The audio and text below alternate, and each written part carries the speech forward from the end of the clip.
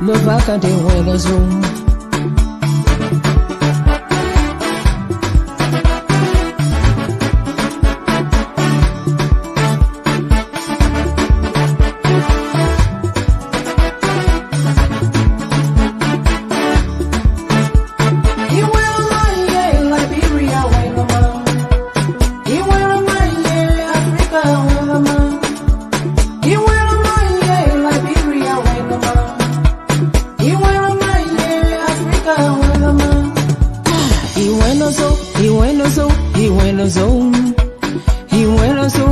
Liberia, Huelazo.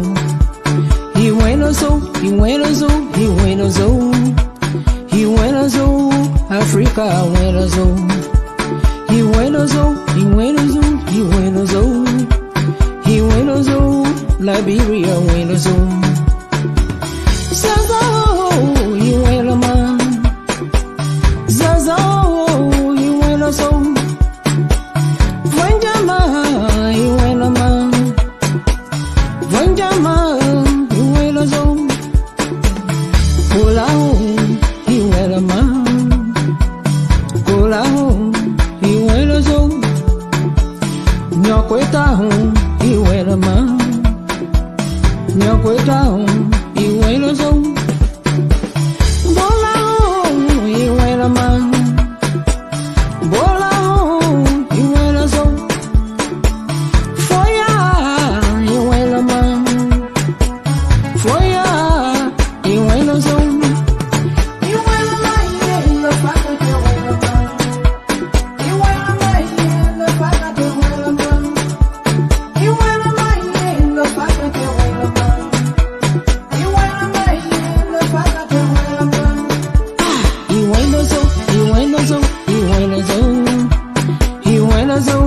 Lofa de Huelazo.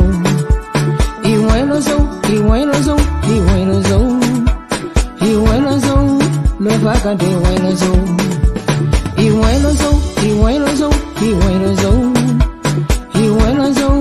Lofa de Huelazo.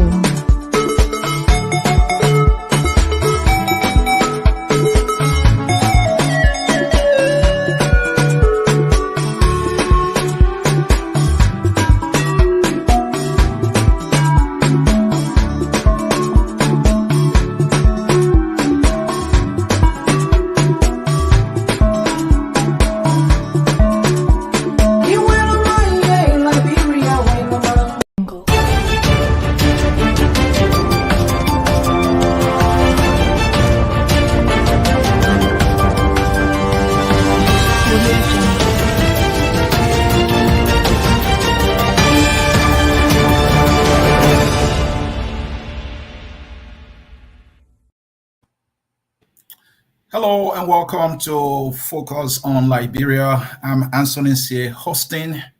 This is the program Tough Talking Thursday, Focus on Liberia program intended to talk tough on the issues. And as you may know, we always have the guys talking tough. Our panelists are always talking tough. The topic for today's discussion is the Lofa County by-election and the results. We will be looking at, how the election went on. We'll be looking at the variables that were in favor of the two major candidates for the most part. And also we will come to the numbers. We're hearing numbers flying from war rooms and Issa claiming a victory. And then at the end of the day today, I believe, the National Election Commission came out with official preliminary results. So these are the issues that we will be looking at today. To do this, we have invited Henry Pedro Costa, who will be joining us shortly, I believe, because he has accepted. So we are expecting Mr. Henry Pedro Costa. But seated and ready to roll is Focus on Liberia Chief Political Analyst, Mr. Wimon Weti Kone. Mr. Kone, it's good to have you. Welcome. Thank you. Happy to be here. All right. Also ready to roll and seated is Focus on Liberia governance consultant. That is Mr. Ameke Solif. Joining us always from the beautiful state of Minnesota, where I also reside, but I'm broadcasting today from London. Mr. Solif, it's good to have you, sir. Thank you, Anthony, and I'm coming your way today from Philadelphia as well. Oh, So I'm happy to be here. Let's do it. thank you. And we are also expecting focus on liberal political analyst, Mr. Mohammed Sharif. We believe Mr. Sharif should be joining us shortly. So if you are here, we want to say welcome and welcome. Do us that favor, hit that share button. The discussion is about to get started in no time while we expect Mohammed and Mr. Henry Pedro Costa. So, gentlemen, let's get to it. I hope you are prepared to talk. The by-election was conducted by the National Election Commission. The people of Lofa participated. I think we can say congratulations to the people of Lofa who were patient enough to have participated the way they did. And then the candidates pulled out the fight they could. And we are talking about results right now. But before we get to the issue of the results, let's look at this election. There was an election in which Lofians were deciding between their brothers and sister, because there was one sister among them. So when we say that, given the nature of the election, the way it went down, any big political name, have any influence or not have any influence in the election at all? And I will start with you, Mr. Salif, on this one. Thank you, Anthony. It's always a pleasure to be here. I'm trying to understand the question, what are big names had influence? But of course, elections are influenced by various factors. Elections anywhere, whether it's the local Lofa by-election or general presidential legislative elections in Liberia and in the U.S. and other places, elections are influenced by all kinds of factors.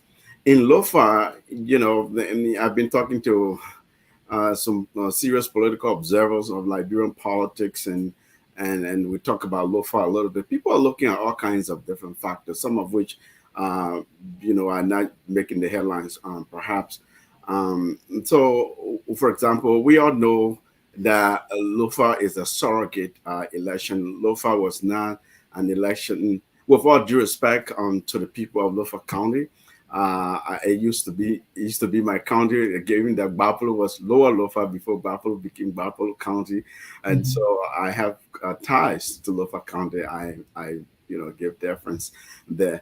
But the point is, this was an election not about Lofa County, much as it was about Lofa County, if that makes sense.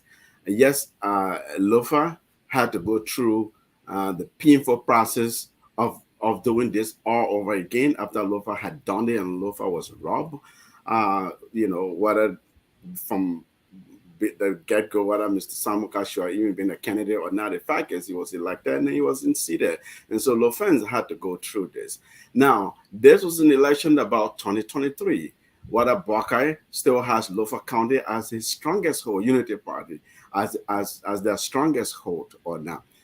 Whether Mr. Weir and the CDC could use Councillor Jala sort of as a surrogate to test whether they could, change the tides in Lofa in favor of CDC, the CDC.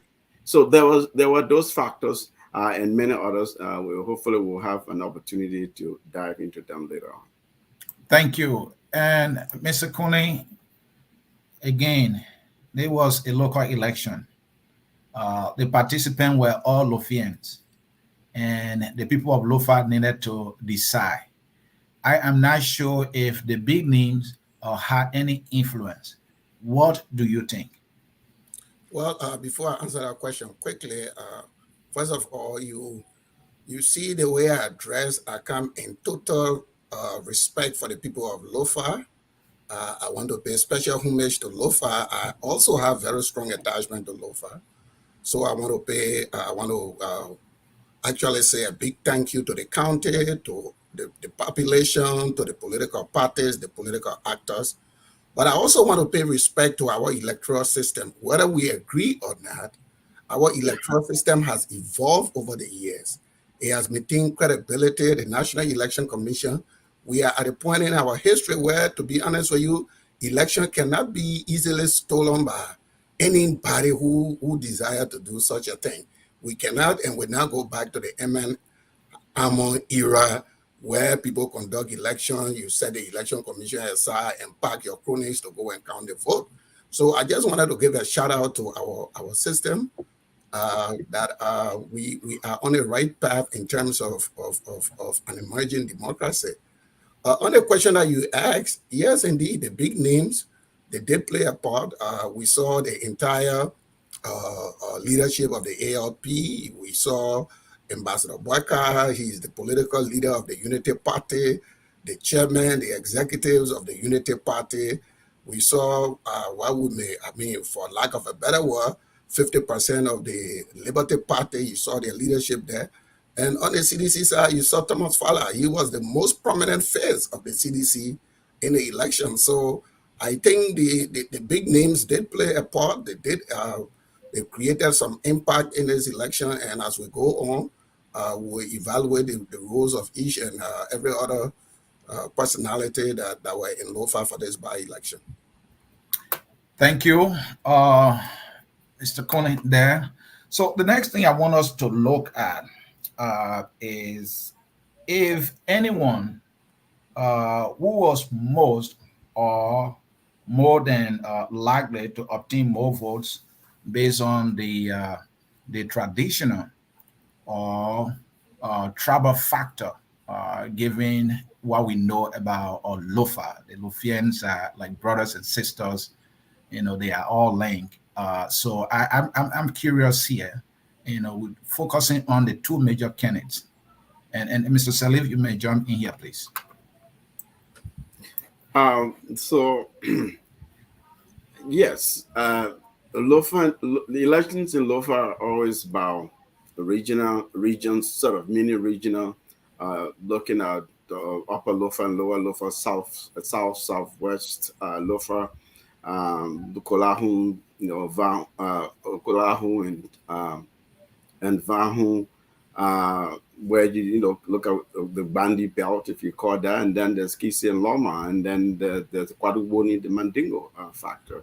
There were candidates in the election that represented all of those, and Foya, of course, Vanyama, Vanyama and Foya, upper North Lofa there with the Kisi factor. Any candidate who had less of the tribal people in the race always will potentially have an edge over the candidate that had the same tribal people, because again, our system is a very traditional system. People have whole loyalty to their ethnicity, their region, before the political symbolism or political factors that may play in. That's one factor on the one hand. And then the two candidates, looking at the two candidates here, I think that Councillor Jala, if he emerges, I would say the CDC, like I said, I was speaking to people today. Somebody said to me, the CDC is trying to claim if Jala emerges, they will try to claim Jala's victory as theirs. And this is not really a CDC victory because, you have to remember, Councillor Jala has run multiple times unsuccessfully in Lofa, right? And so he has that name recognition. He comes with the name recognition. He's done a lot of work. What he didn't have was a war chest, the finances to sort of put up the type of fight that we saw in the election, the by-election, just this time around. So that's Jala there. We don't know the results yet. There's all kinds of things flying up and down social media. So I'm not going to speculate. But Ahmed, what I want you to answer quickly before I go to Mr. Conan here is what you said, the candidates. I'm just finishing with the one candidate, Anthony. Yeah, but you have 2 minutes to respond for each question, please, because of time. So, but go ahead. Okay. All right. I'll bear that in mind. So then you go to, the candidate Galapai. He had been a superintendent of Lofa. I believe he was a superintendent of Lofa before. So in a way, the election was a referendum on him, if you consider that as a factor, right? and then Unity Party as well. I said that this is an election that is a surrogate election in a way where Unity Party is trying to prove that 2017 still holds today, and that the tradition that Mr. Barkai, former Vice President Barkai, is the grand patriarch of politics in Lofa, whether that holds or not. So all of those factors are in play here. But just looking at the two candidates, I will say this was a very good election, like Mr. Kony said, in terms of how the fight people put up. But there are these factors, there's these sort of indirect fights that were happening through the candidates in the election. And Mr. Kony, the tribal factor, the tradition, how strong it is in Lofa, and looking at the two major candidates, if any of them were or could have benefited more in terms of the votes, will you say Jala, or will you say or Kotima, and why you think that will be? Well, no, Anthony, the whole tribal tradition thing is not only unique to Lofa. As I always indicated on this show, there are whenever you emerges from your tribe, from the region of your country, there is that element of support that you receive on the basis of pride.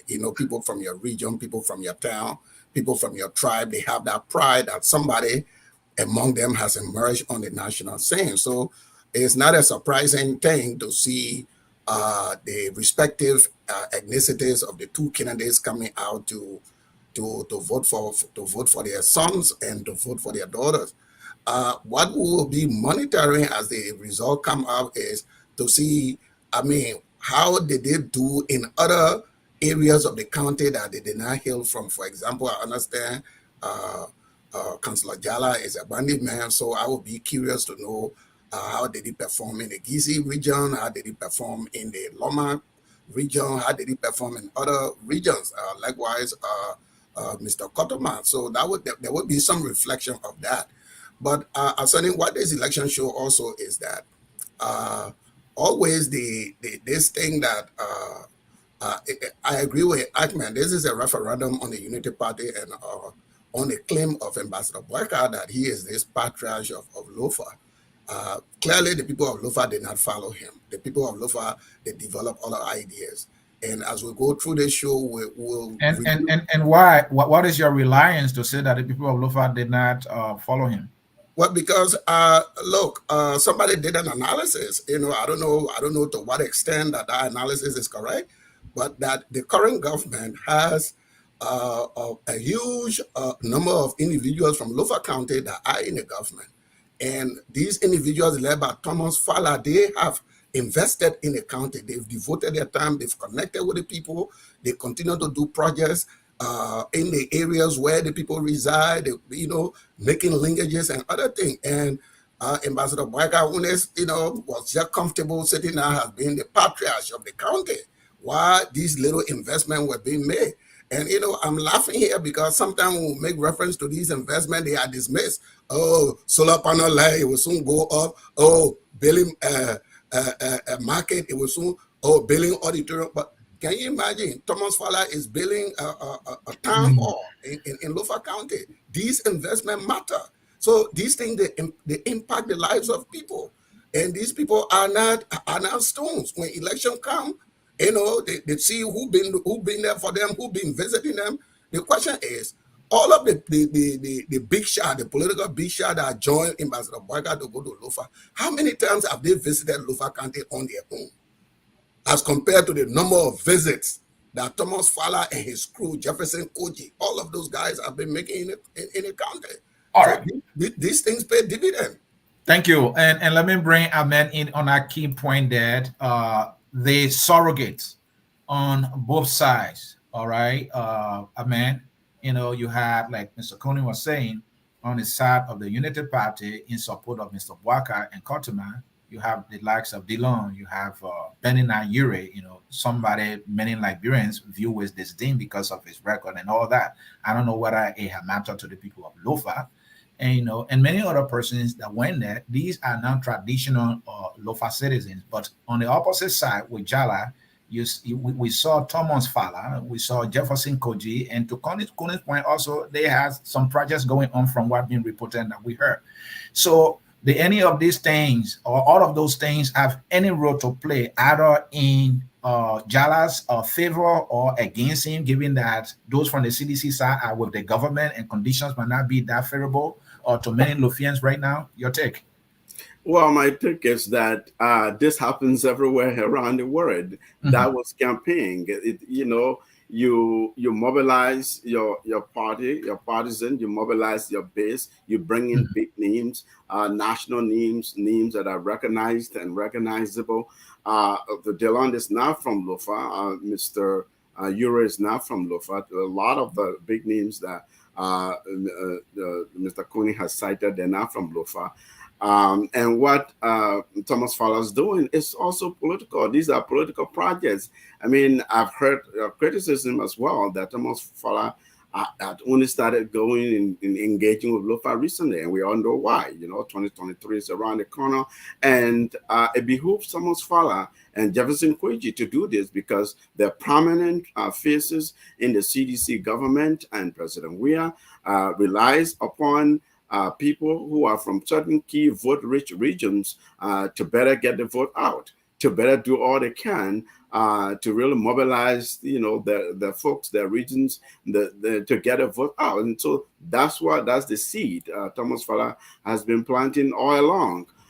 You talk to Unity Party people, they will say, listen, Mr. Barker is establishing Lofa. He's a name in Lofa. Now, the problem I have with that, and I've said this to Unity Party people many times, is that, and it's not only unique to Unity Party anyway, what I'm about to say, which is that Liberia does this, it's what I call this dangerous sense of entitlement politics, where, politics is personal, it's a personality context, but also sometimes it happened in Montserrat County, where President Weah felt that, he didn't have to earn the vote. The CDC didn't have to earn the vote. And we saw the revolt that brought Delon to office. Well, it similarly can be argued for Lofa if it doesn't go in, Mr. Cotman's favor, then one could say. I meant, if I may here, are you suggesting that, the Waka side or the Unity Party was a little more complacent in giving Waka's name recognition, and they counted Lofa and his excellent performance in 2017, and that was a foregone conclusion, so they didn't work enough to earn every vote? Is that what I'm hearing? I started by saying, look, this campaign was a vigorous campaign. People went there. We saw people trooping the last minute, yes, but they went there. So you have to give them credit for that. They toured the county. They were every nooks and crannies of Lofa County. Was it a little too late, Probably, in my view, it was a little too late, and for everybody too. It was, in terms of the massive surge and surges that we saw, right? It was a little bit too late. But the point I'm making about a dangerous sort of entitlement politics or sense of entitlement, then there's that thing where then people think that, probably they may not express it that way, that I don't have to earn the vote. But then, like you say, complacency, if I can borrow your word, or perhaps there's this false hope that sense that, well, we're already a recognized name in this region or with this demographic, and therefore we may not. So the campaign may not, as being as strategic or as sustained as it could have been, and would have been beneficial. That's the point I'm making. Thank you, folks. The program you are watching is Tough Talking Thursday. I'm Anson NCA. Sitting in for my man Dennis Ja. We are expecting Heron Pedro Costa, who had consented and accepted our invitation to come in. We are still hoping Pedro is going to join us. Also, Mohammed Sharif focused on Liberia political analysts because we think their contribution will add more value to what these two gentlemen are brilliantly providing for the discussion.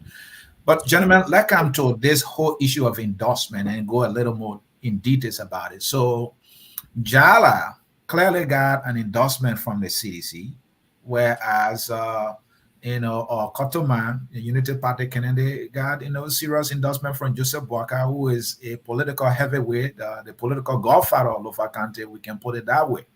Now, if you look at these two sides, CDC is in power. I'm not sure many Liberians are happy in terms of the economic condition, so that can be a drawback. But it may also be a plus, given who you talk to, and who you were talking about the projects. Conan was also talking about that they are carrying on political projects. Those are things some people were seeing for the first time. And those are things they more than likely didn't see during the Ellen Johnson Sirleaf time when Bouaka was in power. So these two endorsements that came and went separate ways to the two major candidates, can we see some pluses and minuses? And I'll start with you, Mr. Coney, on that one. Yeah, it's good. Let me just add it, because there has been this talk that the CDC can't claim the victory. Come on, it's just the passing of the words.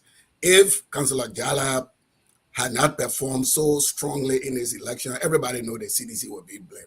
I mean, the CDC endorsement of Jala is not just a mere endorsement. I mean, this is the first time I've seen the endorser completely take over the campaign. The CDC was campaigning. Jala was dancing to CDC song. Jala was, giving CDC battle cry. Jala was in CDC regalia.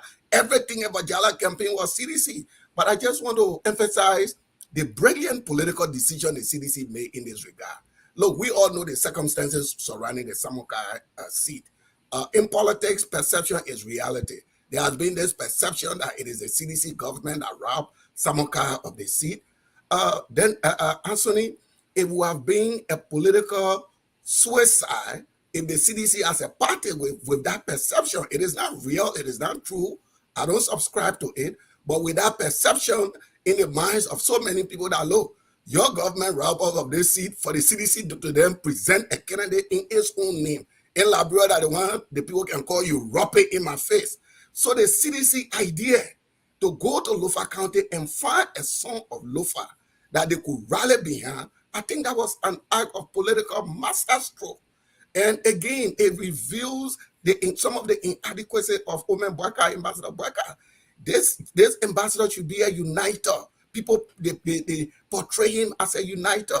He had this golden opportunity to unite the county. Instead of calling his little brother, his son, Jala, to say, Jala, come, let me endorse you. No, he decided on a major divisive political play to endorse a candidate that will go against Joseph Jala. So whether Jala wins, I hope he wins, or not, but now there is a division in Lofa County. What do you think 2023?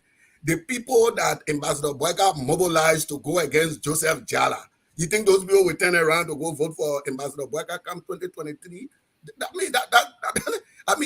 Sometimes I question the old man political judgment. Thank you, Mr. Kunin. When it comes to the national election, the presidency, I might want to think, the ball game would be different, because maybe by then they would be deciding for a president and not a senator. So, but let me fit that. Okay, but quickly, let me just make a point before we leave it there quickly. Okay. Do you really believe that if Councillor Jala is elected with this massive CDC support, come 2023, he will wear here, he say, well, I didn't get him a senatorial job, I will not do. No, he will be there going to the same voters that voted for him to vote for the CDC. That's what he will do. And so, Alban, let me come to you. This CDC strategy, please tell us whether it makes any political sense. It's not. So, for a candidate who traditionally is not a sedition, they gave him all the support. Yeah. All right. And will that in any way add to the CDC numbers in 2023? Because what may likely happen is that the CDC can give this man money to carry on political projects in Lofa that Lofians might appreciate it, they might appreciate, and might actually add to whatever they are picking, or if anything they are picking in the first place. So was it a good strategy? Listen, I'm not a CDC strategist, but as an outside observer, if I'm trying to test the record of the sitting president of my party, I'm not going to. No, anyone can endorse anyone. So I grant it. I got that. I understand that. Okay. But for Mr. Koenig to say that that was such a political brilliance of strategy. The CDC didn't put out its own candidate because CDC knew that there was perception that they robbed Lofa, and they did rob Lofa, as a matter of fact.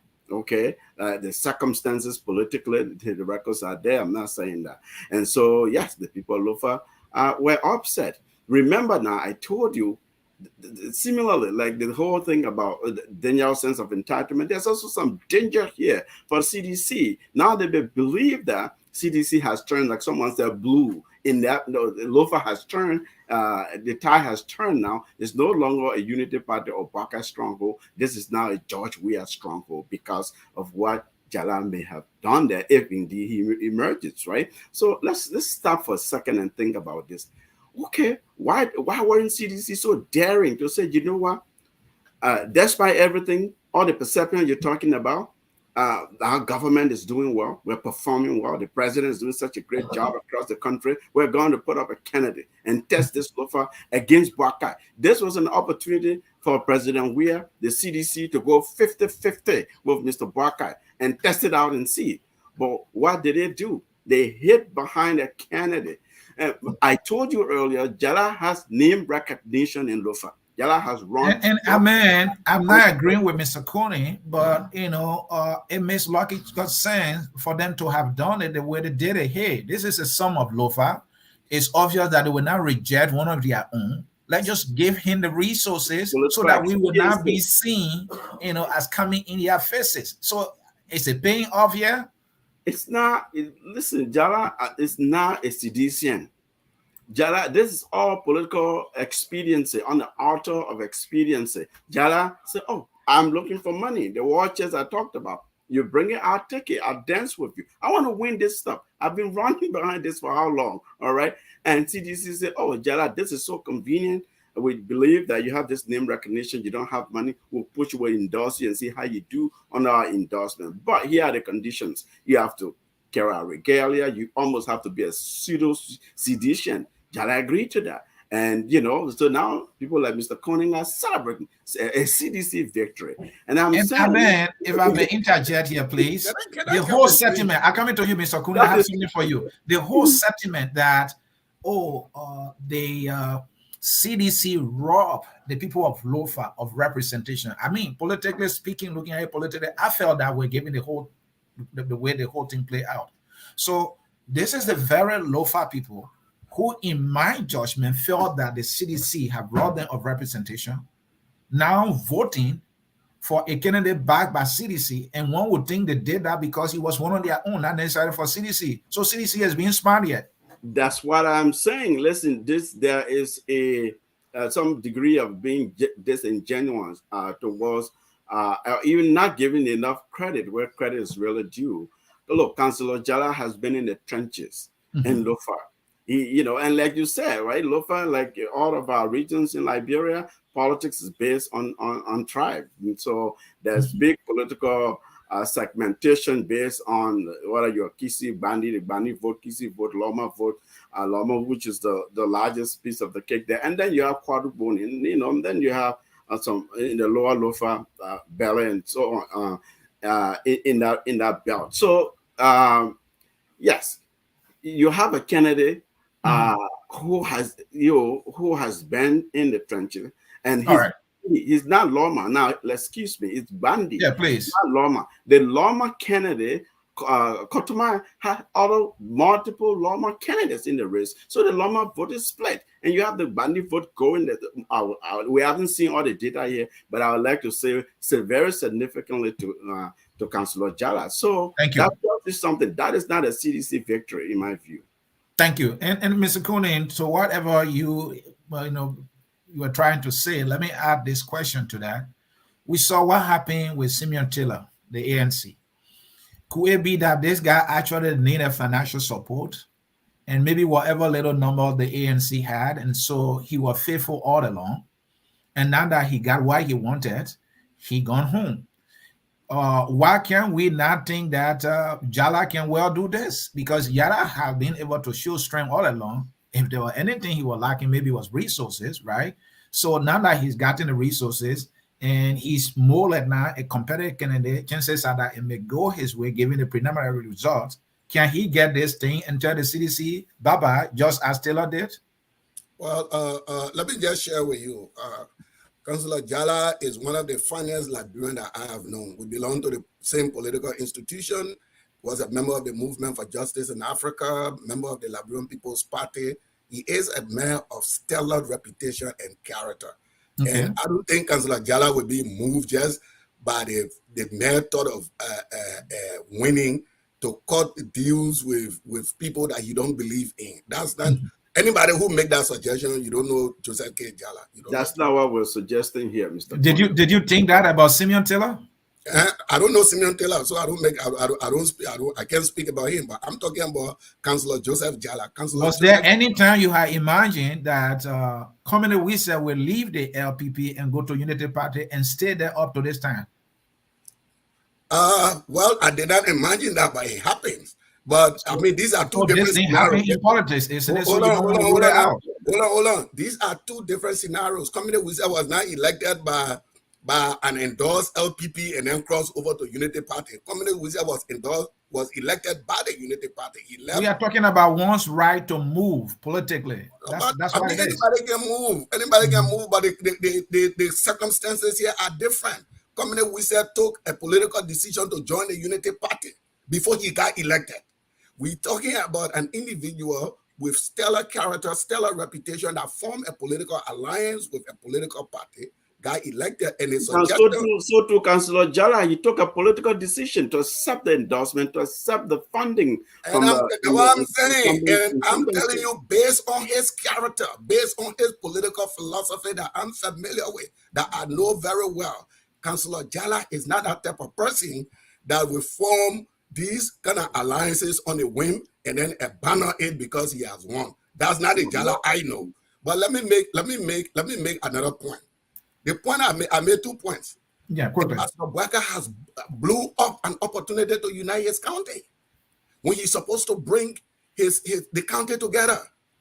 This opportunity slipped by. Where was this elderly state man? Since you said Jala have been in the trenches, what would it have caused Ambassador Bwaka to say, my son, you've been doing anything over and over. You don't belong to no party. Let me endorse you. Where would the CDC fund the link to endorse Councillor Jala? But the old man lack of political calculation is stunning. It's staggering. Whenever the opportunity avails itself for this old man to show leadership disappears. No, Mr. Coney, let's be transparent here now. It's not right. Why am I hiding? Transparency here now. I'm not hiding anything. I'm saying what I believe. No. Well, this is where we will reach and I talk about the intellectual, isn't it? Our problem. The Councillor Jala, though, has the CDC, the folks didn't just join and endorse him. And that Bwaka missed that opportunity, right? Yeah, look, anybody could have made a strategic decision. That's about campaigning. That's how politics works. And so I'm not saying that wasn't a possibility, right? But to think that if Bwaka had endorsed or Bwaka missed this opportunity to unite Lofa in 2023, it won't be just okay. So, but Amendo, I mean, let me reinforce that point Mr. Coney is making here to get your take. So this is a second placer, historically speaking, in Lofa County, who's always winning second place. And the history in our ballot politics is that usually, or for the most part, those who are always getting second place, maybe the second or third time, will end up winning. So he is saying, if I'm understanding him, that was an opportunity for Bwaka to have gone to him and say, hey, come on my side, we'll endorse you and let us win this thing for Lofa County to gain a representation. Isn't that a missed opportunity on Bwaka's side, who actually wanted this thing to maintain his standing in the county? So I'm not speaking for Bwaka or the Unity Party, but based on as an outside observer and somebody who pays attention to stuff like that, what I'm saying, listen, look at it, consider the circumstances of the Bani Samuka election, the Bwaka participated in, and what happened in the courts, and what happened that made thought the result, the Samuka result have been, the Samuka not have been seated. All of that taken together, right, brings us where we are today. So we can ignore all that and just take things outside of context and say, oh, Baka missed an opportunity to have endorsed and unite the county. It wasn't really about uniting the county, right, in that sense, right? So it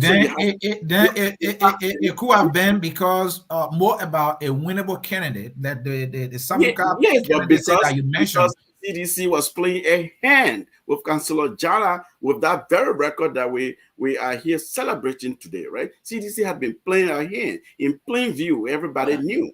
And so how could you then come and say, well, these guys that are saying to have been the one who robbed you of the vote, and you know, there are indications that with this guy, they're going to endorse this guy, they're going to support and fund his campaign. Well, I'm going to endorse the very guy that is the guys who rob you. So there are calculations that we're not privy to, the political strategies that we may not be privy to. But on the outside, I'm saying, I think it's not, you know, it's not a foregone conclusion to say Mr. Conan's argument here, yeah, it's a totally logical argument that Baka has missed this opportunity. Therefore, it's a missed opportunity to unite the county.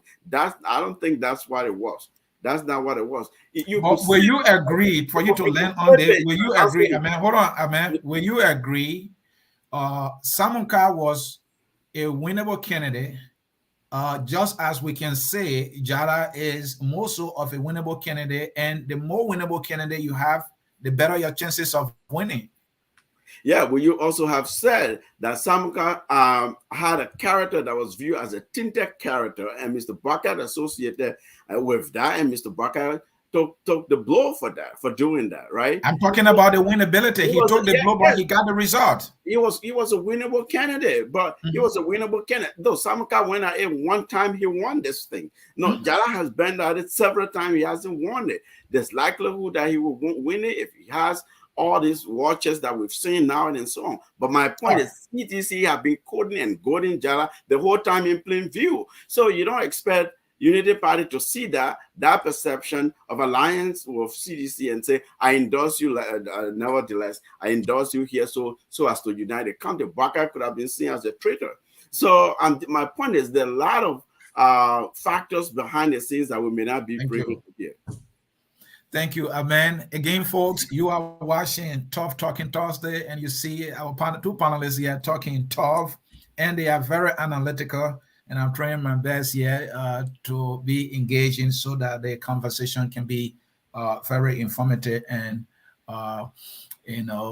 resourceful. Yes, Mr. Conan, let me come back to you here. Do you wish to Agma is caught in some kind of self-contradiction. He's saying please. He's saying the CDC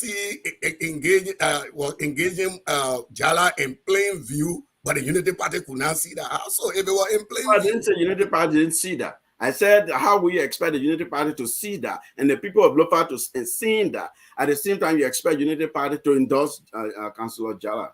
But you see, politics is the act of competition. But let me go to this point. The question we ask it, look, politics is not election day holding big rallies. Politics is all about political calculation, strategy. What was the Unity Party plan B? Since the position for Samuka was declared vacant by the Supreme Court, what was the plan B? But Mr. Coney, your argument here, though, pretends as though we already know the results. That is a foregone. Okay, we don't know the result. Can I just make my point? You can't be cutting me off. The point I'm making is that what was the Unity Party plan B? I'm telling you, as the patriarch of the county, the one that everyone in the county looked to as this great uncle. Once the Supreme Court made a decision that there would be a by-election in Lofa, and we are seeing all of these things we're seeing about Councillor Jala. He's been in this race over and over, taking second place. Where were the patriot sympathy lie? It will not be with the man who been taking second place, and say, my son, come to me, let's go into this thing, even though the first choice, it went this way.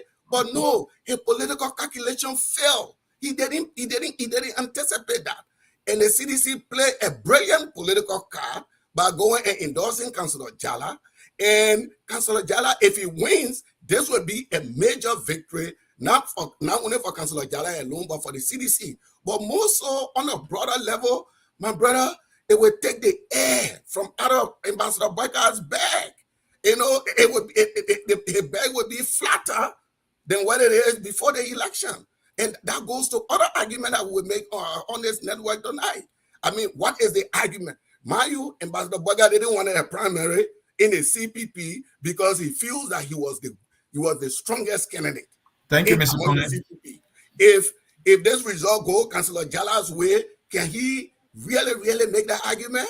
Thank you, Mr. Kone. I want us to talk about economic conditions. So we are still talking about the variables that could have, propelled any of these two leading candidates, to victory.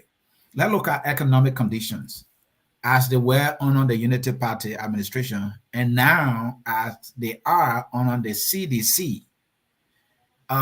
Given that things are this bad, in my judgment, under the CDC, and a CDC bad candidate is doing well, is it because the people of Lofa are seeing the projects and that Unity Party did not do well enough then compared to what the CDC might be doing, for which Jada is being competitive here, or is more so because of Jada's own record? What is it that is driving his excellent performance here against the Godfather's candidate? Amen. What is the full breadth of the data, Anthony? What is your analysis based on? The recent results released by the National Election Commission post this thing as that's not a question I'm asking. My question is, you're taking us historically.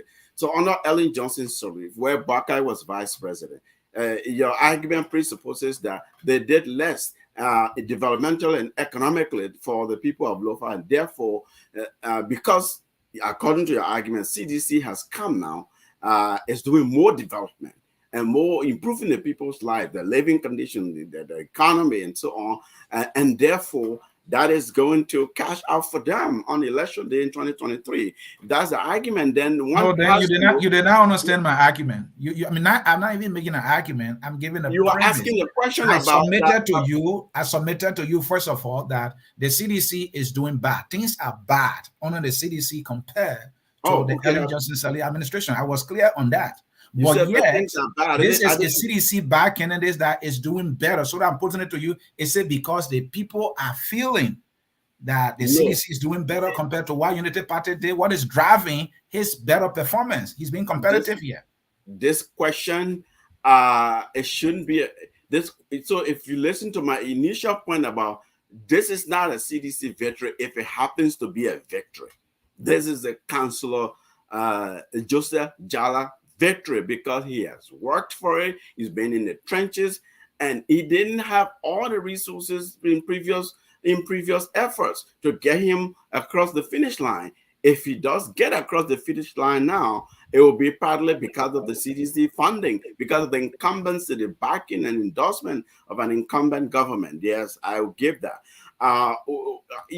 So you can't take down the face of it and say, well, despite the argument that our perception that CDC is not doing well for the people economically, see what they've done politically. Look at the numbers. Then again, you are robbing Jala of that real individual effort and all the people that have worked with him all these years, his name recognition and who he is, what he stands for. So I debunk that. I disagree. That is not a question. I wouldn't say that is not a question to be asked, but that question, the premise of the question is flawed, in my view. I disagree with you. The premise is not flawed. I gave you two scenarios. No, you have your right to disagree. I gave you two scenarios, and I disagree with you strongly. If you don't understand my premise, that is another thing. But to say it's flawed, listen, we are on the international platform. I understood your question very clearly. I can understand. You asked me a question about, if CDC is not doing well economically, if that's the perception. I did not use if. I was direct. I said the CDC is doing bad. Can I come in? All right, let's forget about semantics here. Listen, CDC is doing bad. What's there that that makes you to say I didn't understand? I just rephrase it and did the analysis and say this is not a CDC victory. If CDC is doing bad, you said if CDC is doing bad economically, right? If Buckeye did better early now and CDC is doing bad, why we're seeing what we're seeing? in terms of electoral number. That's why I understood. And I put it back to you. I said, this is not a CDC victory. That is that is the misnormality that people are running with. Fair enough, Amen. CDC wants you to believe. Can I come in here? Fair enough. Amen. Thank you. Yeah, Mr. Cooney, I mean, the same question. Let me get your take, please. Listen, we can Mr. split Cooney, you hairs have here. to interrupt. We can split hairs here, whether CDC victory or not. The fact of the matter is, if the victory holds, the victory is Councillor Jala's victory, and it is the CDC victory. That's a joint effort by Councillor Jala and the Congress for Democratic Change. Nobody can deny that. To do that would be completely disingenuous, and you won't be fair to yourself. If Councillor Jala was down in the race, it would be CDC's defeat. So let's get that point. Let's get at that point. We shouldn't make an argument. The fact of the matter here is, you listen to Thomas Fowler. Lofa County is the stronghold of Ambassador Barker.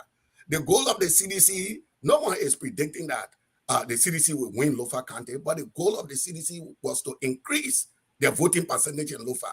On the basis of that, Thomas Fowler and other officials from Lofa County have been investing in the county even before the by-election. They weren't investing for by-election. They were investing for 2023.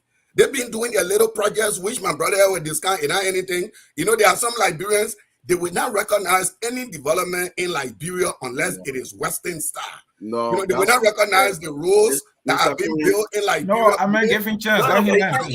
You cannot put me. You cannot, Mr. Cooney, cannot put me. Mr. Solly, you will come in. You will come in. Let him land. Call your name. Just no, but you said this brother here. There are some Liberians. If it's not Western, some Liberians.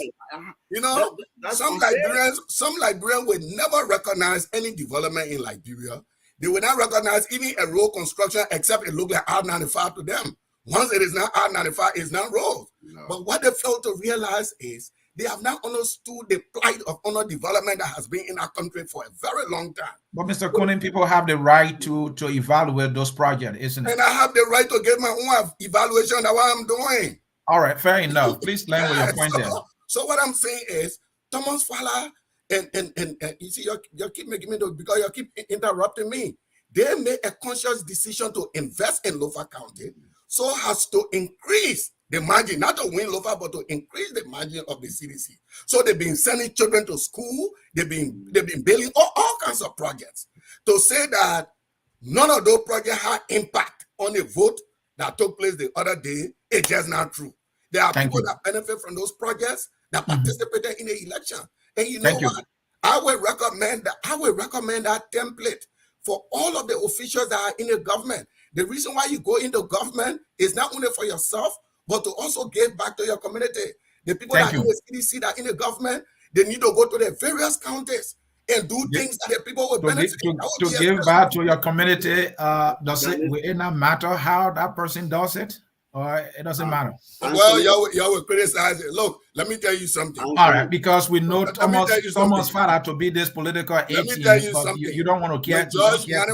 When George Manawea built the sport park and said, look, I cannot build. So let leave it there. You answer my question. Let me get to Ahmed. I may have some reservation with what you just submitted. Ahmed, please, 1 minute so that we can make progress. I think Mr. Cooney's argument, the point here, if that's what development is about, if that's what governance is about, then it's a sad state of affair in our country.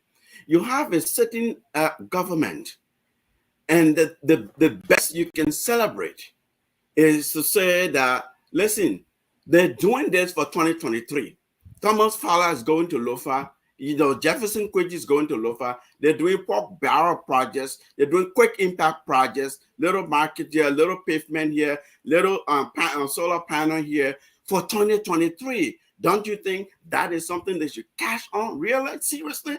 You have a government that should be developing the country, the whole of the country, not for political expediency. But you're saying, of course, then it will have some dividends if you do well. Anywhere in the world, if your government is doing well, people repay you by re-electing you. People repay you by electing your your deputies to the Congress, you know. But to say that that's what our development will hinge upon. That's what we call development. To me, is the size. And Aben, I will. Let me quickly report. Hold on, Mr. Kone. No, quickly. Yeah, Mr. Kone, I will give you a chance. I will give you a chance. No, quickly. Hey, just 30 seconds. Let Agman know that politicians do implement political projects, even in the United States. I do know that. United States. I mean, wait now. You just submitted and he's coming in. Please, let us not interrupt each other here. The execution of political projects is something that politicians do all over the world. What is wrong with that? Thank you, Mr. Kone. Get re-elected. So Thank they you, do Mr. political projects. They give out grants. They give out everything. Why would it come to Liberia? Then these things are unacceptable. You see, Mr. Kone, thank you, and Ahmed, thank you. Let us leave it right there. I agree with Ahmed. That is not the best way, because the thing is, if you carry on national development the way it's supposed to be done, once it benefits the people will decide to reward you. It does not necessarily have to be political projects. Mr. Kone, it does not have to necessarily be this kind of political project purposely intended for vote. That is not the best approach, because what's happening is that these people get the money from places they're not supposed to get it, sometimes outside of the budget. And we are talking about accountability and transparency, because if we continue to do business this way, I don't think we will be getting it right. And that is my take there. Gentlemen, let's leave it there. We'll take a short break. Folks, when we come back, we'll be looking at the numbers. We're hearing numbers flying from war rooms. And then the National Election Commission also has announced in official preliminary results. We want to look at the numbers a little bit. We'll take a short break. We'll be right back. At Focus on Liberia, we discuss everything Liberia, from education to politics, arts and culture, entertainment, agriculture, history, religion, family, and technology. Focus on Liberia uncovers and showcases the best of Liberia and shows the world the truth about Liberia. We educate, elevate, and promote all things Liberia. We conduct interviews, panel discussions. Okay, folks, we are back with you, and thanks for sticking with us. We are in the second segment, and after that, we will be going to comments. And after comments, we will go to the Tabata session and our conclusion. I have with me Mr. Ahmed K. Salif, Focus on Liberia Governance Consultant, and Mr. Wilmon Kone, Focus on Liberia Chief Political Analyst, the CDC Pape. He is the proponent of the one-rand theory for CDC that is not numerically possible. And he is a supporter of President George Manawia. So that's the reason you see his analysis are tailored favorably on the side of the CDC. But I mean, it's a balanced guy, just like I am balanced. We have no sides. I just wanted to choose this thing off a little bit. Mr. Kone does not want to hear that. Are you afraid of your side? We're keeping Mr. Kone. Who, me? Yeah, are you afraid of your side? I'm very comfortable. I support the CDC. I support President Weah, and we'll win a one-round victory. Very confident of that. But you are whining. I've not even given you political bill boy. Yeah, you're whining. But that leaves it there. Whining. I take the challenge. I'm not whining. We are on the right course. All right.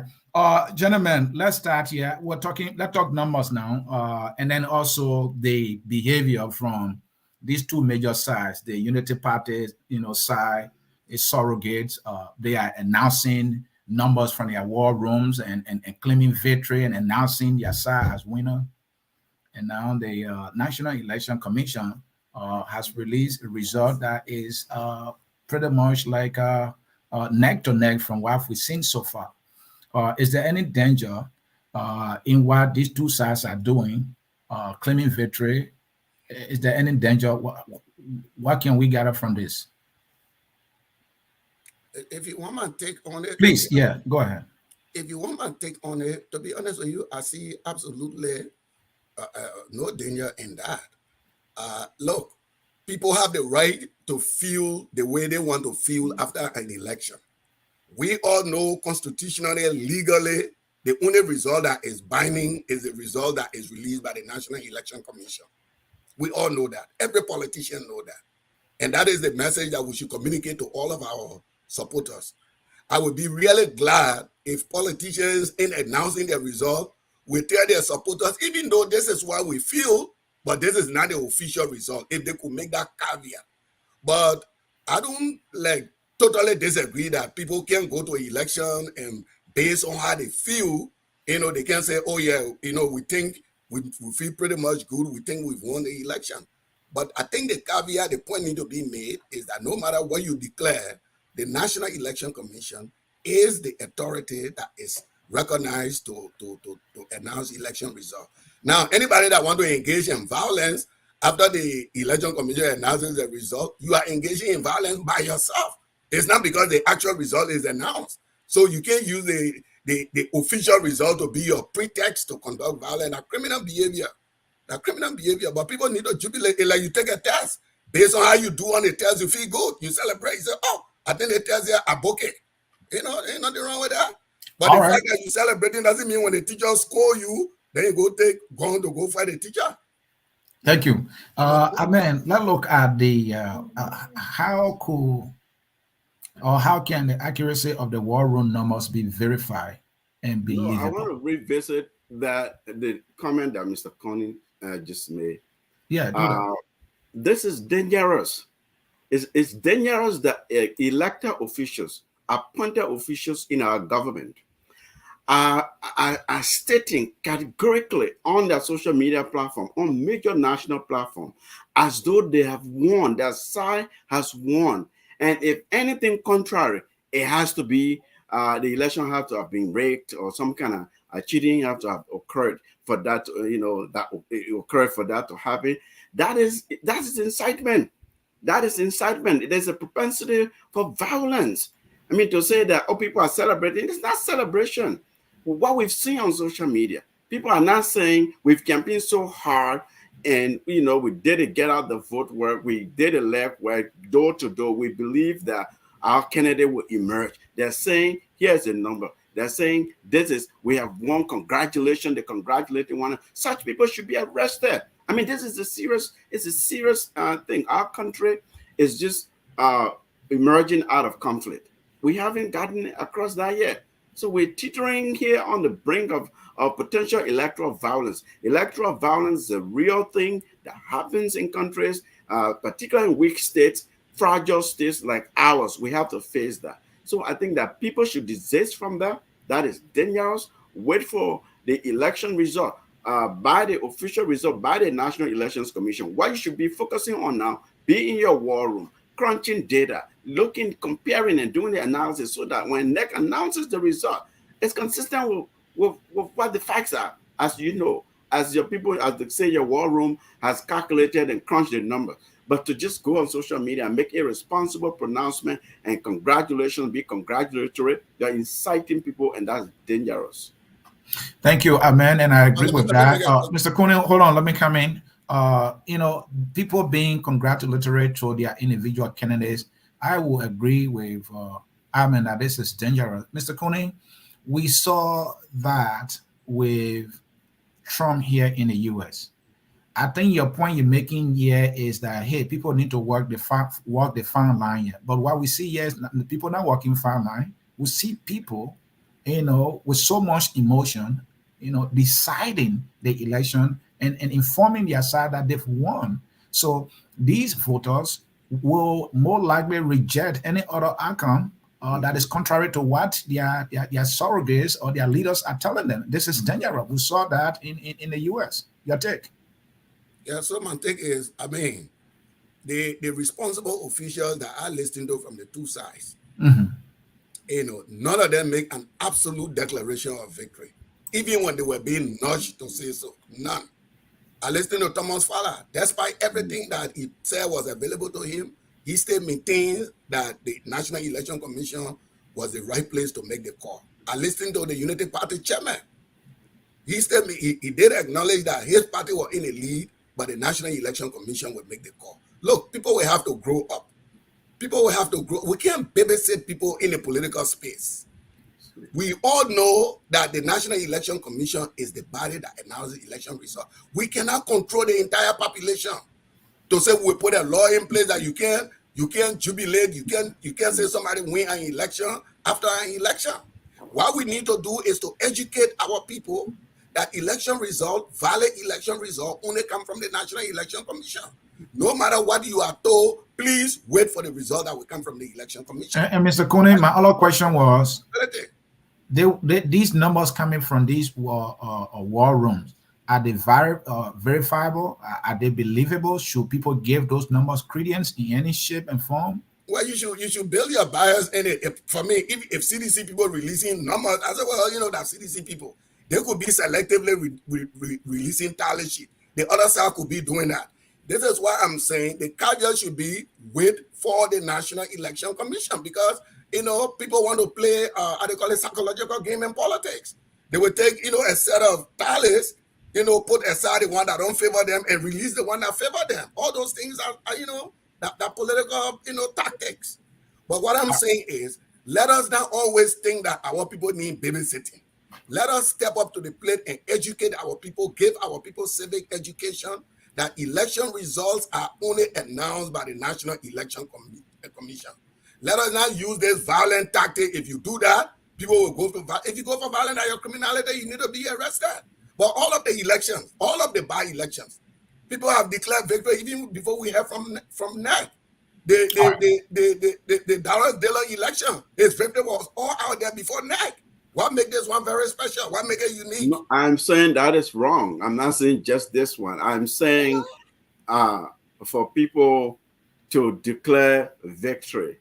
Yes, look, the National Election Commission, we should educate our people that the official results, as it comes from NEC, right? But what makes you think people will not doubt that or challenge that and say it was rigged and NEC is on this side or that side? If you saturate the population from people they view as credible people, and these people are saying, look at this evidence, look at this evidence, we have won. Anything other than this result is, you know, it's something else. And people will not accept that. Somebody even said, don't accept this. So I'll leave it at that, but I think that is dangerous. So in my view, everybody has the right to their views, but that is very dangerous. Thank you, Amen. And Mr. Kone, the Waka Unity Party side clearly was suspicious of the National Election Commission prior to the commission announcing its preliminary results. So given where we are right now, will the NEC announced results be welcome, satisfactory, and acceptable to the Waka Unity Party side of this fight? Look, I would not be surprised if the Unity Party take a different take from accepting the result of the election. I've long concluded that this opposition group, after George Weah, you know, only accept results that favor them. Any result that don't favor them, according to them, is rigged. Even though we saw the 2020 senatorial election where there was massive win by the opposition, they didn't question the election commission. We've all seen the ruling of the election commission, some that have gone against the opposition, some that have gone, we're seeing the ruling of our Supreme Court. Despite the credibility to these decisions, to the court intervention, there are people who just make up their mind. There are some people that go to election with only one result, winning. So if they don't get that result, they're rigging. You know, so I will not be surprised. I mean, Omen Bwaka, again, that's another statement that undermines the statementship of this Omen. You look at an entire electoral body with no evidence. You say you can't trust them. Well, if you don't trust them, then why are you participating in the process? That would be the next logical step I would take. If I don't give credence to a body, but it is his right to say what he feels, isn't it? Yeah, it is my right that if you don't believe in something, if I believe that Anthony Sear will rob me, why give my money to Anthony Sear when I know Sear will take the money and rob me? Am I not stupid? Nobody's stupid here. That is the saying that we continue to hear. Nobody's stupid here. And talking about that, and then before you come in, I want to ask this here. What can we attribute to NEC delay of the preliminary results? Nobody's stupid here. Was the NEC up to something? Was CDC up to something using the NEC in any shape and form? Nobody's stupid here. No, listen, I don't think it's because NEC was up to something or because nobody's stupid here. We all know elections are complicated. endeavor, right? And again, the very sensitive, explosive things to handle very carefully. So NEC, we know whatever numbers they release should be the official number and statistics that they should release. And so you ought to do so with utmost diligence and care. Do your due diligence, make sure the numbers they're all tally, you have everything, all the precincts are reporting, and the numbers are accurate, and these are the numbers that you can announce. If you haven't gotten that, considering our system, we have challenges in our electoral system in Liberia, in the region. That's a big problem, but I think it's still a big challenge. NEC is doing well under the circumstances, but you don't have a. So I want to say that they were being careful. I think I want to say that much, that they were being careful. We hope they were being careful. Somebody I even saw on social media, people say, "Oh, we're not stupid here." The website, we saw this number, and then all of a sudden, they've shut down the website. Maybe the thing just crashed. Maybe the thing is overloaded. I mean, we have bandwidth issues in Liberia. We have access and connectivity issues of the internet. So something crashes doesn't necessarily mean that people are up to some kind of nefarious deeds or something they're trying to engage in. So I would give them the benefit of the doubt to see where this heads to. And does the NEC deserve any credit? Because as things stand right now, no report of any violence as yet. Oh yeah, I mean, NEC, listen, people don't know everything that goes into elections before we see the campaigning and results. You have civic and voter education happening all across the country. NEC is working with civil society groups. NEC is working with the government, political parties. NEC is working with diplomatic missions, international development partners that are giving them money. They're doing all kinds of things. Sometimes they do voter roll verification. Sometimes they have to do registration. Sometimes they have various departments that are responsible for all kinds of things that go into the success of the election. So yes, you have to give them credit. There are professionals out there who are really doing their very best. There may be challenges, and what we see often is the political people in from the chair and the commissioners, and then we blame them. But there are a lot of people whose efforts go into what we see here. Thank you. I answer them quickly. Yeah, please. I just wanted to make a point and support what Agman said. Look, I had the privilege of being in the front row of Liberia election 2017. When I ended my leadership of the Union of Liberian Associations in America, we sent 30 observers. If you check the NEC website, you will see that. And what I observed, look, I'm of the view that we've passed that era of the Emma Hammond type of elections. I know, like Agman said, there are challenges. Every governmental agency, but our electoral system is one of the best in Africa. The voting centers are small. The votes are easy to count. The representative of the political parties are there. Once the tally is done, they sign, and each party take the copy of that's the copy they're being given to their leaders. So to steal an election, it got to be an elaborate conspiracy. First from your own pool watchers to a whole lot of people. It's just not possible. I wish Liberians could state that faith in the electoral body as a people, that we made a much progress in our democracy, and place some faith in that process, no matter who wins. But it is incumbent upon us to place public faith in this institution, because they are trying their best. They are doing their best. You see the commissioners, but there are other people that are working, other Liberians are sacrificing. Everybody wants a result. Are we taking into consideration the road challenges throughout the country, the distances that people will travel to even carry, polling, voting materials to where it's supposed to be, And people said in Monrovia, everybody think that, Monrovia is the whole of Liberia is Monrovia. No, I've seen some election workers that cross the river with ballot boxes on their head.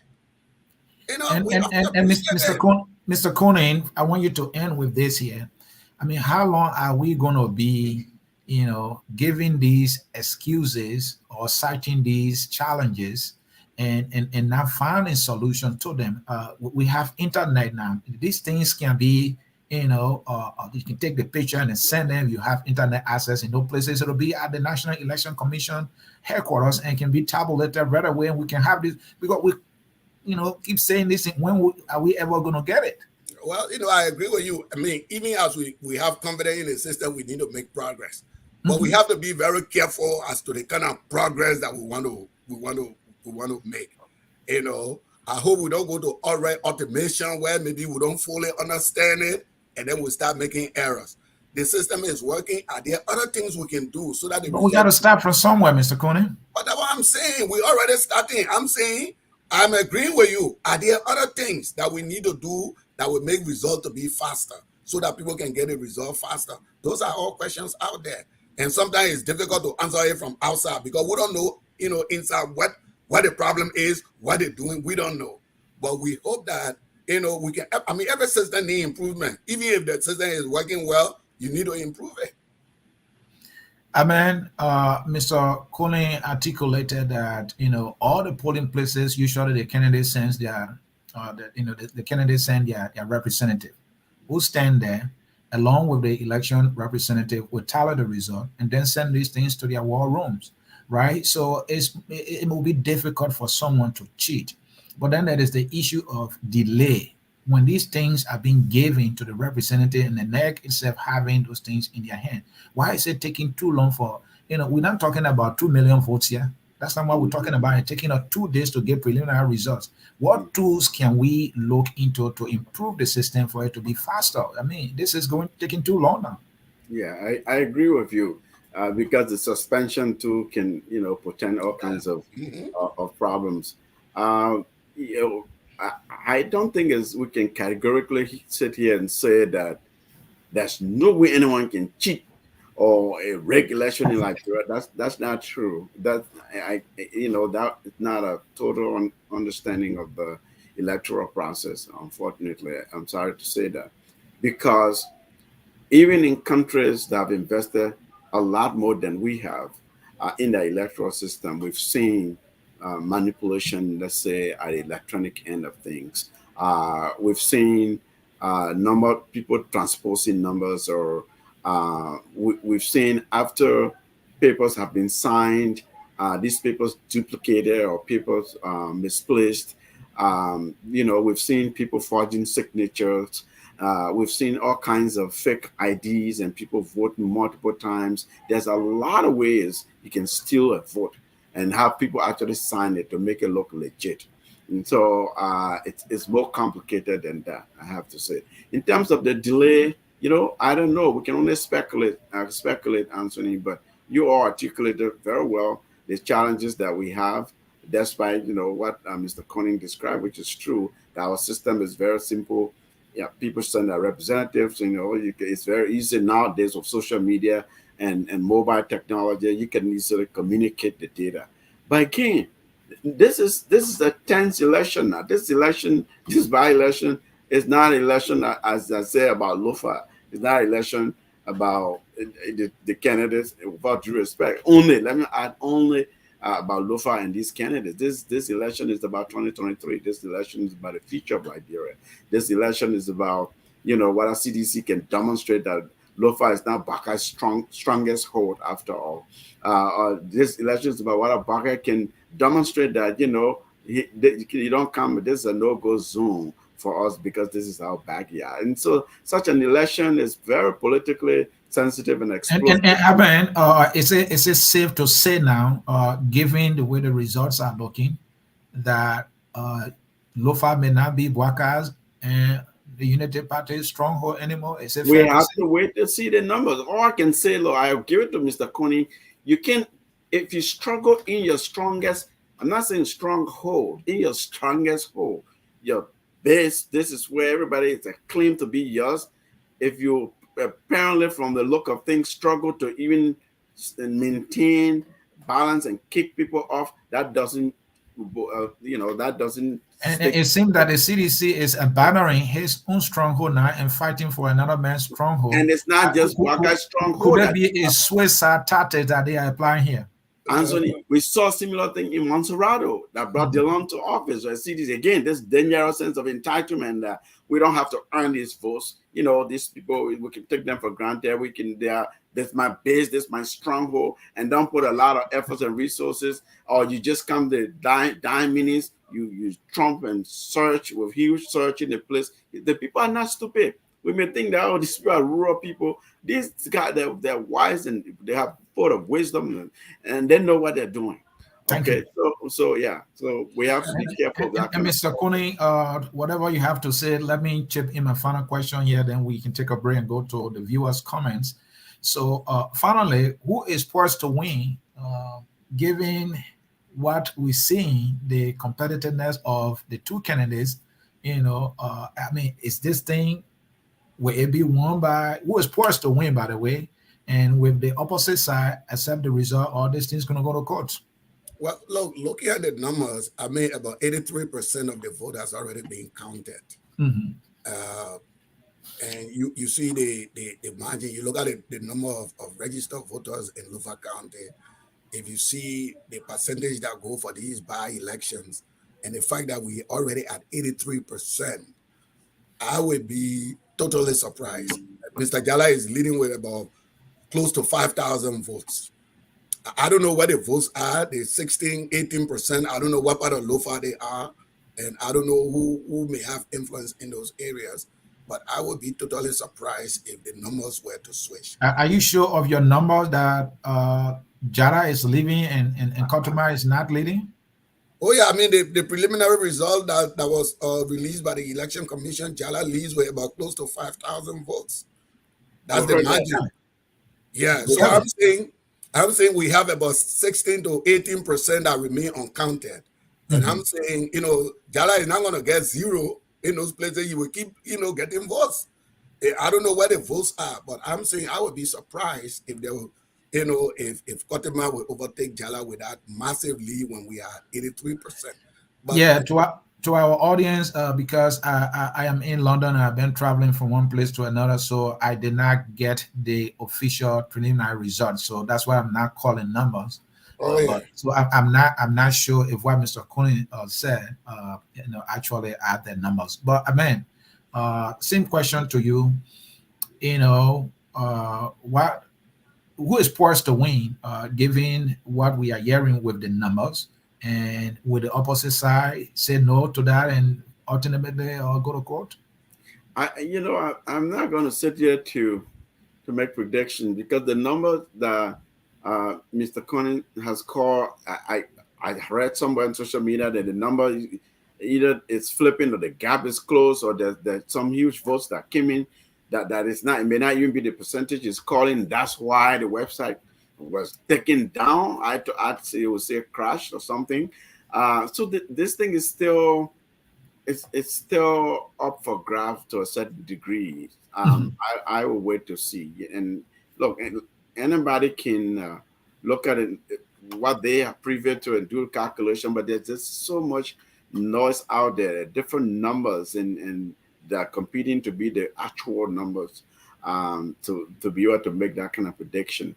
But one thing I have to say, I think that Councillor Jala has really it's muddied the water.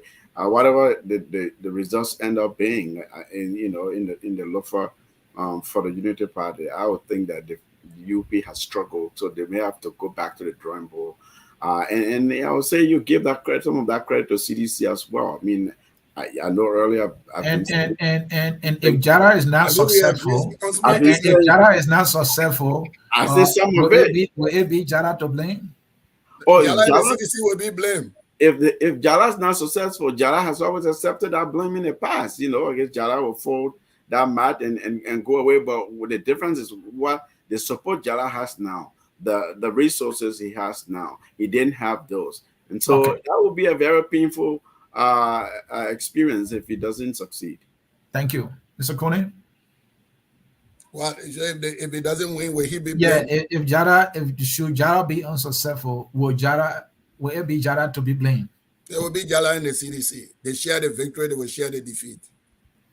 Thank you. If you were to be defeated. Thank you. We'll take a short break. When we come back, we'll be reading your comments. Viewers, please stay with us. And after that will be the Tabata session.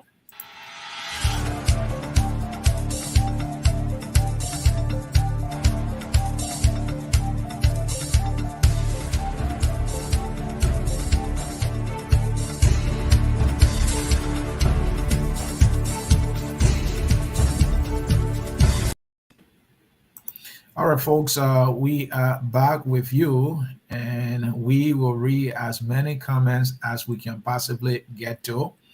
And then the two panelists will weigh in, and then we will go to our Tabata section. Uh, uh, Hold on here, folks. Let's see. All right, this one is from Johnson Momba Talo Wanya. We can say Lofa is not up stronghold because of didn't contest against a political party. Jara ran as independent candidate. If CDC thinks they could have done well, why couldn't they pick up a candidate against Kotima? That is the comment there from Johnson.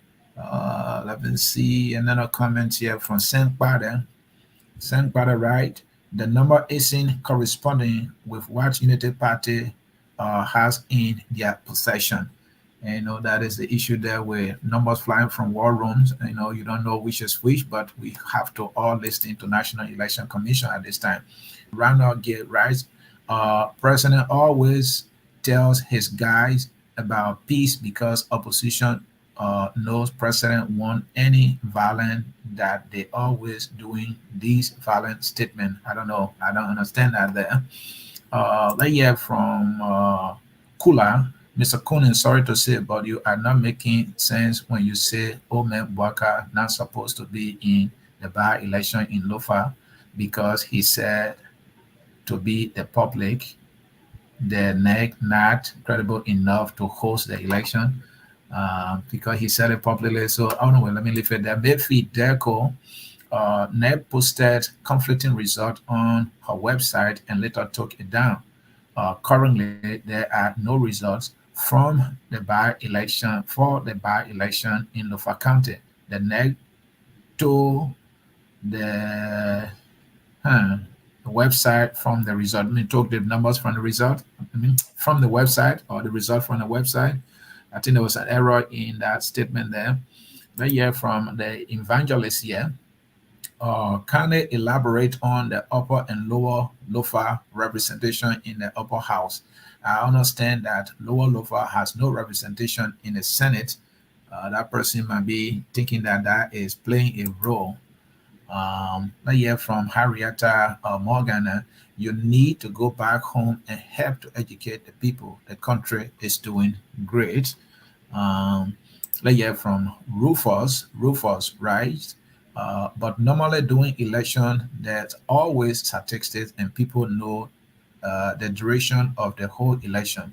Nothing dangerous. It's just you guys doing things. Doing things, thinking of violence. Folks, take your time to write your comments so that we can read them easily. We appreciate them. If every polling station have poll watcher from each party and war room to crunch the data, what is wrong with someone posting the projection? The issue is people are announcing winners. That's why we are saying. Yeah, from James City. Have you arrested those who predicted previous election results? I think that one is for you. You're the one saying people that are making any kind of dangerous statement, they should be arrested. We are yet to arrest Trump in America, yeah. Wasting time, yeah. Kula, right? Yeah. No, Kula, right? The old man has lived. That's the Lofa Nemo. Get it right. Kolu, thank you. I appreciate that. This old man has lived his life, so he's not thinking about the future of the little ones. Mr. Kolu, someone is throwing a punch. Are you here? All right. This one from Kennedy. DFA doing his own development. The government of Liberia brought in the solar light, and it was in the budget. Okay, let me read more comments. Yeah, from Dennis SK Kake. I hope I pronounce it right there. A VP Bwaka has endorsed Councillor Jara instead of his partisan. Everyone, including you, Mr. Kuni, who have condemned him and termed him as a betrayer.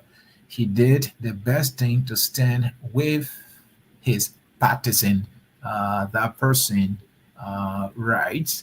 Let me read a few more comments here. This one from Levy Thompson. The block voting I see wasn't acceptable by the neck either. Uh, Levy there trying to maybe say something else there. Ametan Zili writes, we have to leave this party business and focus on Liberia to be like other countries in Africa. I don't think the party business is the only reason things are like that. You know, if the parties get better, we will do better. Other countries' parties are better, right? Yeah, from T here, Rana Noir Gay, that God helping us against the CDC. You're not seeing the sign. Somebody is trying to be prophetic here. Well, guys, I think I will leave it there with the comments. So many comments, we can't get to them all. Mr. Coney, your take? Well, no. We appreciate the viewers for their comments. As I always said, some of the comments we don't agree with, but their comment, always make us better.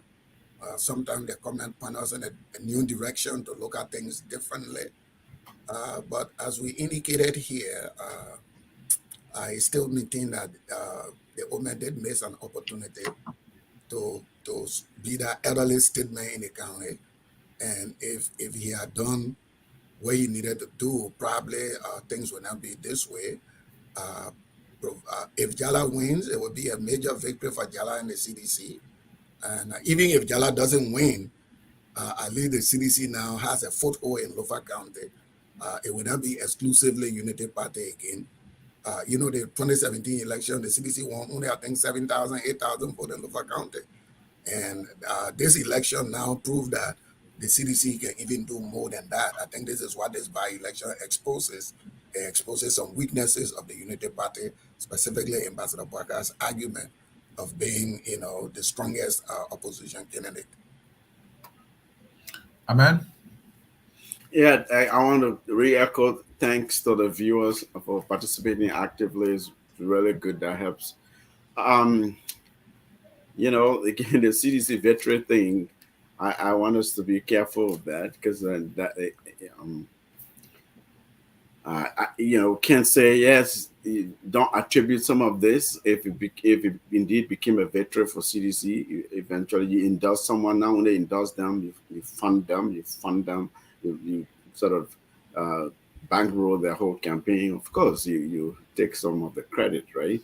But again, it's not about Councilor Jala that the CDC is doing this, right? We know what it's about.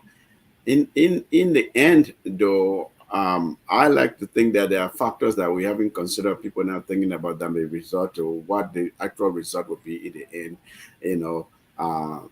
The candidates, the regions they're from, who else is in the race? There are other candidates in the race that we haven't talked about, how they split the different tribal votes.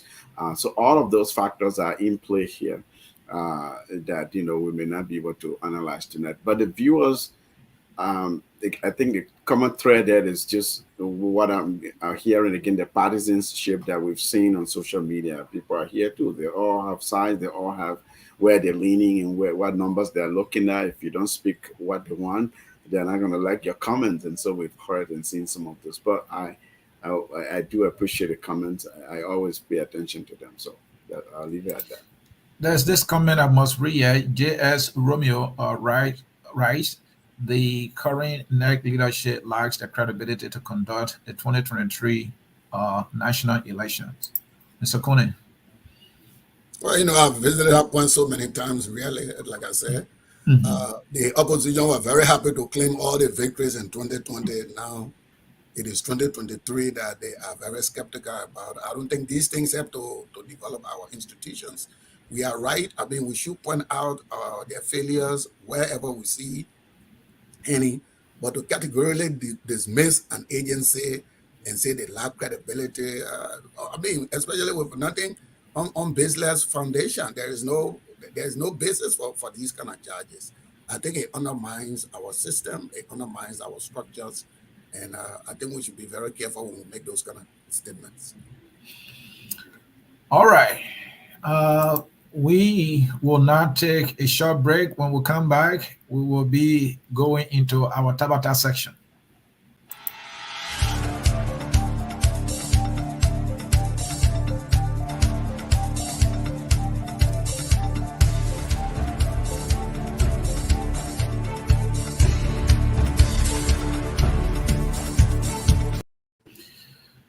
Okay, folks, we are back with you. We will go into our Tabata section here. Tabata in the Southeastern language is nonsense. That is anything that does not make any sense. That is Tabata in the Southeastern language, which is Kru predominantly. So, gentlemen, a lot of things been happening from the beginning of the week. What is anything that came to your attention you may have read or seen or heard that is complete Tabata to you? Let's start with you, Amen. Yeah, like you said, there's just so much, all right? Mhm. Yeah, just some of the people, some of the images we're seeing out of Lofa County and how the people do campaigns and some of the side issues and events and comments that are coming through social media. I wouldn't say they complete Tabata, but to me that really engaged, that been engaged and looking beyond the campaigning, but just the characters that are in Lofa and how people got there, what people are doing there. So, for example, I saw some police officers interrogating some guy. I think they suspected of something. And it's just the interrogation alone, like the way it went. And in the end, it's okay, get in the car.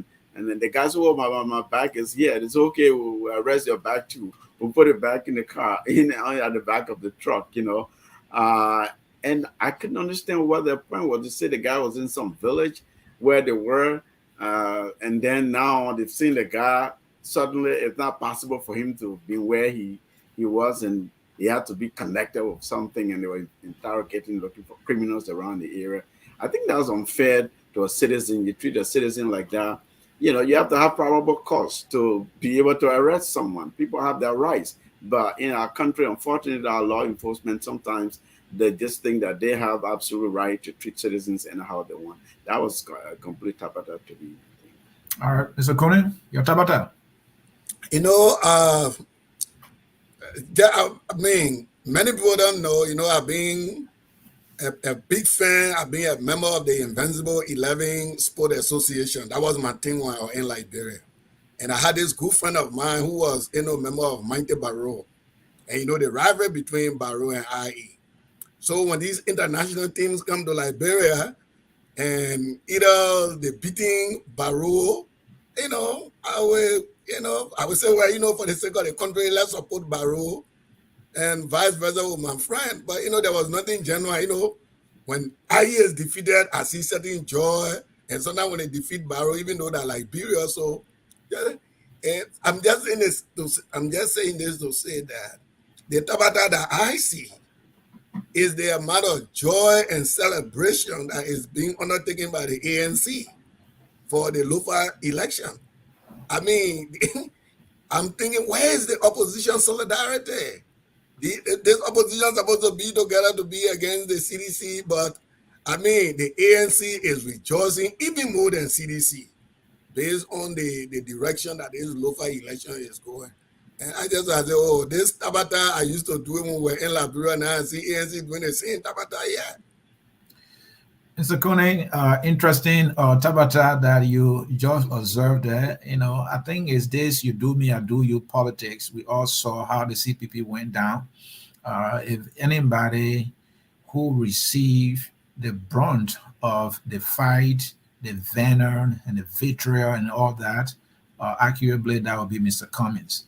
And I think the ANC saw their guy being politically persecuted in a demeaning way. And so I think that is why they are doing that. I'm not justifying for them, but I'm just saying if any reason they are doing this, that is why they are doing it. So for you to have seen it as a Tabata, indeed it's a Tabata because these were two political, these were individuals in the opposition community who were clever enough, I will give it to them, to recognize that to be Joshua, you need to come together. And that would be a silver bullet to nail him in the coffin. They try, it worked with the by-elections. And all of a sudden, They didn't see that which they saw anymore.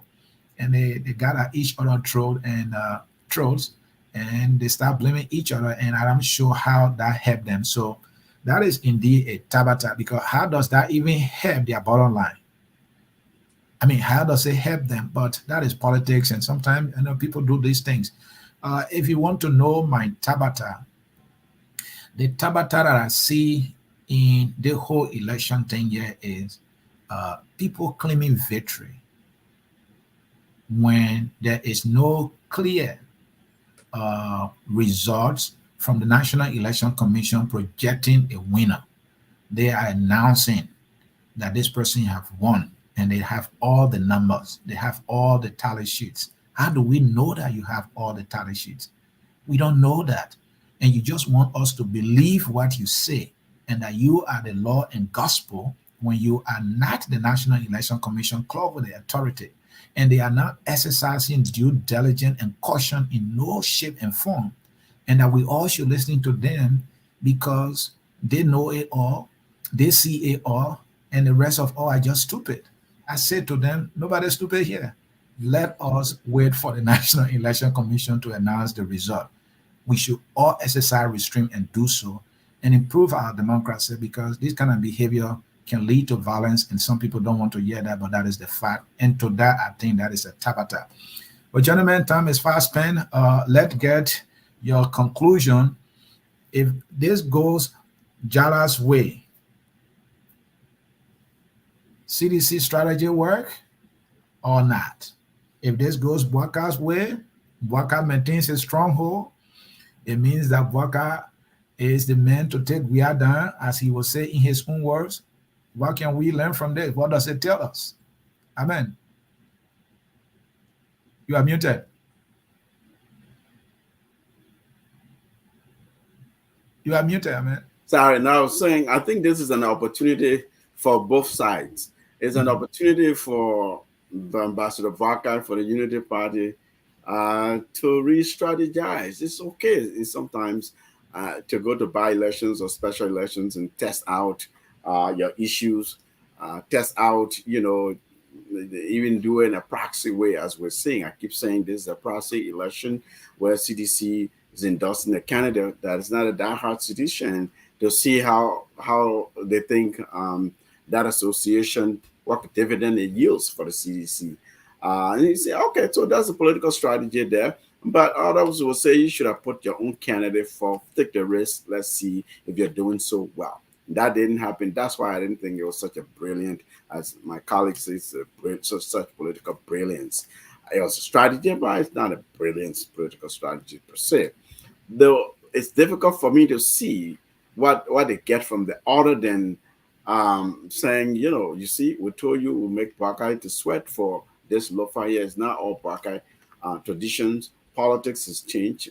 And to that, I've been, saying all along, there are all kinds of factors at the election. The tradition of we come here, you are this person, we're entitled to, you have to earn people's vote.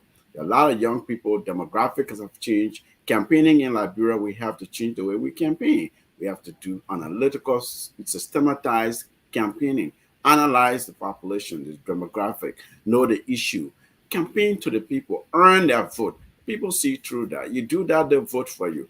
And whoever does that and does that well, in the end, I think that they will do better than we're seeing today. It will have nothing to do with this by-election results. And I mean, I want you to chip in quickly on this. On the I just forgot the other aspect of it. The CPP, the current CPP, as we know, a United Party. ANC and half of Liberty Party, argue that Samunka was our candidate and we stand by him. Did it miss any opportunity here to test their strength because they are standing alone now? Did it miss any opportunity? Yeah, was it fear that got them to say, Lofa, there's nothing we can do there? I mean, was it a good move? Yeah, anytime you see that an opposition implodes, an opposition bloc breaks the alliance that they're supposed to hold together and coalesce their issues to win, that's a total disaster. It's an edge, it's an opportunity, it's a win for the incumbent. And we must not forget, some of the CPP disintegration is the CDC making. I don't want us to begin a new argument anew here. It's the CDC strategy. So maybe that's part of the CDC brilliance. But they're not taking this line down. They don't want to get reelected. They're doing all with the national coffers and the war chest to do what they can.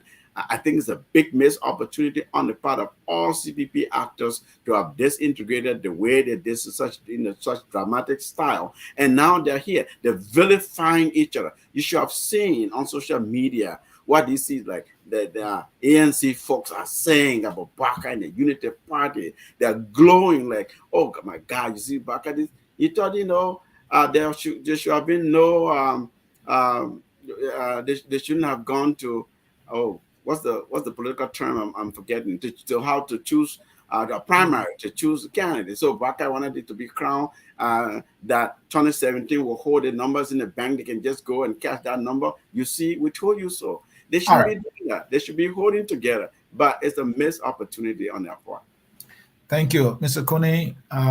Given the way the election went and the numbers are coming in, what all of these things say about 2023 and the CPP factor I talk about. The CPP said they don't fit in candidates, so we don't know their strength right now as we know it. Yeah, so the way the numbers are trending raises a number of questions, probably two or three issues. First of all, it tells us that engagement matters. In the political process, engagement matters. When you engage with people, when you meet people, when you interact with people, it matters.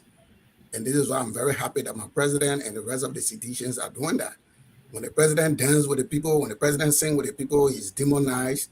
But these things pay dividend. The people want to connect to their leader. So I see the engagement of Thomas Fowler and the rest of the CDC folks. I think it pays some dividend. So that's one lesson that is realized. I hope it can be replicated, in other counties. Then the second thing this number sent out is that we in the CDC, we never say we'll win Lofa County. All we've been trying to do is to increase our margin of victory. Now that we've had that test run, we are even more confident that instead of getting maybe the 40% we aspire to, we may get more than that. We'll reduce the margin of victory in Lofa County. The third most significant thing it created is Mr. Barker's own national political stature. That's bringing to the CPP point. There will be mounting calls on the ambassador in the Unity Party to see whether they can revisit the CPP arrangement. Because many people will say that, if this thing goes Councillor Jala's way, they will say, we lost the election because we were not together. So there will be that pressure built on him to go to the CPP. But this time now, he will be going, if he agrees to go in, he will be going even more weaker than what he was before this election. And it's going to make things difficult for him. So these are the three things that I see happening. And the CPP, as we know it, ANC and Liberty Party, half of it not feeding a candidate, missed opportunity, cowardice on their part, or what? That's the dumbest political decision they could have ever made. Look, I say these things in context. Here is the ANC that say they respect the laws of the land, they respect the court decision. The court say, okay, the seat is vacant, you go and have election. They say, no, we're not going there because we sympathize with Samuka. You sympathize with an individual against an entire county? I mean, who is making the political decision for these people? Here is a whole county that is at stake, and you throw your sympathy to an individual and leave the county. So come 2023 now, you are going in that county. The county needed you at this time. You could have done something. You abandon the county because you want to be buddy-buddy with your friend Samuka. I don't know who make political decision for these people. Well, there's an argument, though. If you make this argument, then you're negating the fact that the belief that there shouldn't even have been a by-election in the first place, that Mr. Samuka was No, that's not my argument. Gentlemen, let's leave it there. Let us now start another discussion. But they don't believe in that. The CPP argument is that this whole by-election in the first place is bogus. Yes. Colin told them. And so they cannot participate in anything that is because they felt that Samukai won. Quickly, Was I the agree. Then candidate. they must say that the Supreme Court decision is bogus. You can't say we respect the Supreme Court by a bogus. That, you know, those two things you can't say. That's what I'm saying. Well, I think that is what they are saying, but let's leave it there. Folks in cyberspace, this is how I want to thank Ahmed for making this thing an all Philadelphia show. Welcome to the city of brotherly love and sisterly affection. Thank you. So, folks, this is how we'll come to the end of this edition of Tough Talking Thursday. I think our two outstanding panelists were analytical. We went into depth, and thank you for sticking with us throughout the broadcast. Thank you, and thank you. I'm not doing my usual closing because it's not the hour of politics. Until I catch you on the hour of politics, you will get that. Thank you, and bye-bye. Enjoy the sun. We are all Liberians. We are Liberians. Liberia is our home. Liberian people.